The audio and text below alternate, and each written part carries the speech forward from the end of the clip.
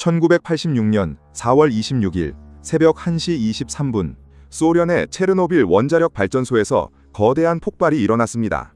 그 순간은 단순한 사고가 아니었습니다.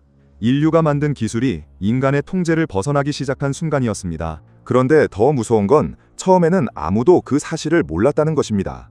폭발 직후 사람들은 하늘 위로 솟아오르는 푸른 빛을 봤습니다. 너무 이상하고 신비로운 빛이었습니다. 어떤 사람들은 그것을 아름답다고 말했고 어떤 사람들은 밖으로 나와 구경까지 했습니다. 하지만 그 빛의 정체는 화재가 아니었습니다. 원자로에서 뿜어져 나온 강력한 방사능이 공기 중으로 퍼지며 만들어낸 죽음의 빛이었습니다. 몇 분 뒤 소방관들이 현장으로 달려왔습니다. 그들은 평범한 화재라고 생각했습니다.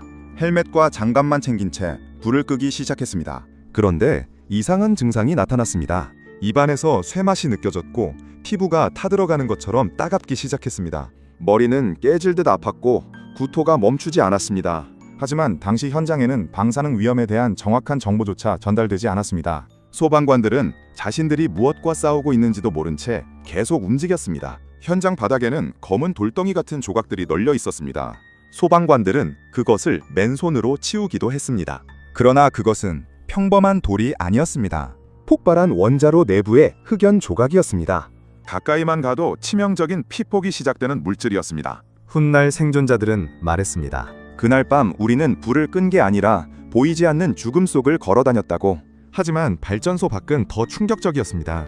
체르노빌 근처 도시 프리피아트에는 약 5만 명의 시민이 살고 있었는데 사람들은 아무 일도 모른 채 평소처럼 아침을 맞이했습니다. 아이들은 학교에 갔고 연인들은 데이트를 준비했으며 시민들은 시장에서 장을 봤습니다. 오히려 일부 시민들은 발전소에서 불이 났다더라 라며 폭발 장면을 보기 위해 다리 위로 몰려들었습니다. 그곳은 훗날 죽음의 다리라고 불리게 됩니다. 강한 방사능을 그대로 맞은 장소였기 때문입니다. 더 무서운 건 소련 정부의 반응이었습니다. 사고를 숨기려 했던 것입니다. 당국은 통제 가능한 상황이라고 발표했고 시민 대피도 늦어졌습니다. 하지만 며칠 뒤 수천 킬로미터 떨어진 스웨덴에서 이상한 일이 벌어집니다. 원전 직원들의 신발과 옷에서 방사능 수치가 검출된 것입니다. 처음에는 스웨덴 원전 사고인 줄 알았습니다. 그러나 조사 끝에 충격적인 사실이 드러납니다. 방사능이 바람을 타고 소련에서 날아오고 있었던 것입니다. 결국 세계는 알게 됩니다.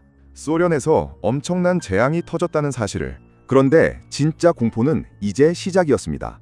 폭발한 원자로 아래에는 엄청난 양의 물이 고여 있었습니다.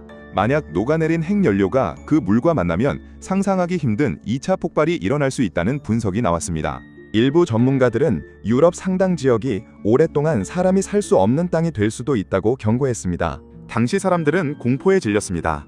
체르노빌 하나가 아니라 유럽 전체가 위험해질 수도 있었기 때문입니다. 바로 그때 3명의 작업자가 앞으로 나섭니다. 그들은 군인도 아니었고 특별한 영웅도 아니었습니다. 그냥 평범한 노동자였습니다. 하지만 누군가는 반드시 방사능으로 가득 찬 지하 통로로 들어가 밸브를 열어야 했습니다. 당시 사람들은 그 임무를 두고 사실상 사형선고라고 말했습니다. 물속에는 강한 방사능이 퍼져 있었고 어둠 때문에 앞도 제대로 보이지 않았기 때문입니다. 3사람은 손전등 하나에 의지한 채 물속으로 들어갔습니다.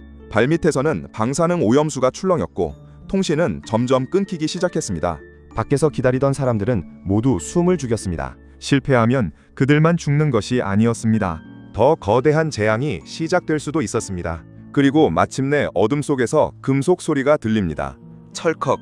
밸브가 열린 것입니다. 물이 빠져나가기 시작했고 최악의 상황은 가까스로 막아냈습니다. 체르노빌은 단순한 원전 사고가 아니었습니다. 인간의 오만, 안전보다 체면을 우선한 시스템, 진실을 숨긴 권력, 그리고 평범한 사람들의 희생이 한꺼번에 폭발한 사건이었습니다.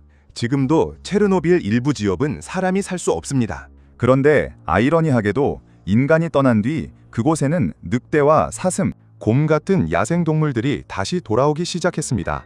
인간에게 가장 위험했던 장소가 오히려 동물들에게는 안전한 땅이 된 것입니다. 체르노빌은 지금도 조용히 묻고 있습니다. 우리는 정말 기술을 통제하고 있는 것일까요? 아니면 기술이라는 괴물이 인간의 오만함을 시험하고 있는 것일까요?